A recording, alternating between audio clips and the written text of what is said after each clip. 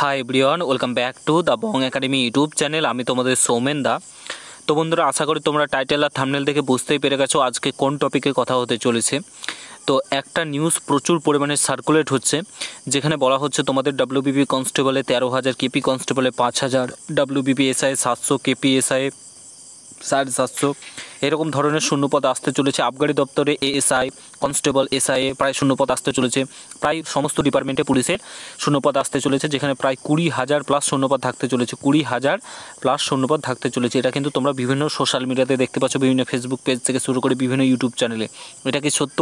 কত দেখি শূন্যপদ যদি সত্য হয় 2026-এ কত কি শূন্যপদ আসতে চলেছে, কোন পদে কত কী রয়েছে, কবে নোটিফিকেশান আসবে, সমস্তটাই বলছি এই ভিডিওতে। পুরো ভিডিওটা দেখার চেষ্টা করবে। চ্যানেলে নতুন হলে অবশ্যই চ্যানেলটাকে সাবস্ক্রাইব করে পাশে থাকা বেল আইকনটাকে প্রেস করে দেবে। যখন আমি নতুন ভিডিও আপলোড করবো তার নোটিফিকেশন সর্বপ্রথম পেতে অতি অবশ্যই চ্যানেলটাকে সাবস্ক্রাইব করে দেবে।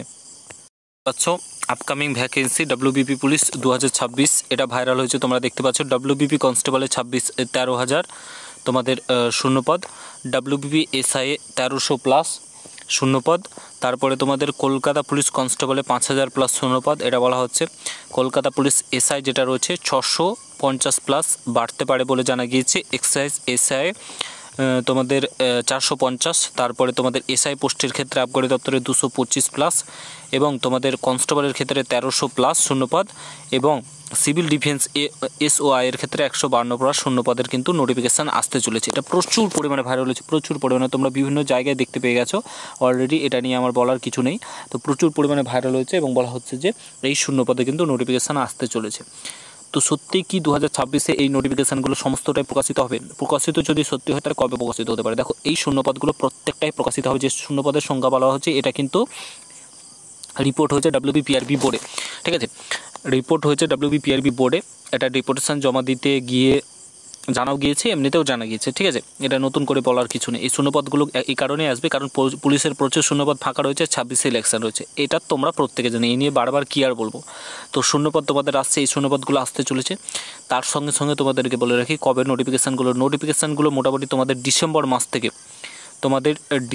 মাস থেকে প্রকাশিত হতে শুরু করবে পরপর। আশা করছি কেপি এসআই যেটা রয়েছে, কেপি এসআই, ঠিক আছে, কলকাতা পুলিশ এসআইয়ের শূন্যপদটা সবচাইতে প্রথমে আসবে। তারপরে তোমাদের আসবে WBP constable, KP constable, WBP SI, KP SI, এই শূন্যপদগুলো আসবে। প্রথমে কেপি এসআইটা চলে আসবে, ডাব্লিউবিপি এসআই পরে আসবে। তারপরে তোমাদের আবগারি দপ্তরের সিভিল ডিফেন্সের নোটিফিকেশানগুলো আসবে। দেখো, 2026-এ ইলেকশন রয়েছে, সরকার ভোটে জিততে চাইবে।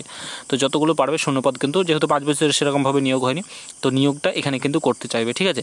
আর পুলিশের যেহেতু প্রচুর শূন্যপদের দরকার, তোমরা একটা সেই পরিমাণে লাভবান হতে চলেছ।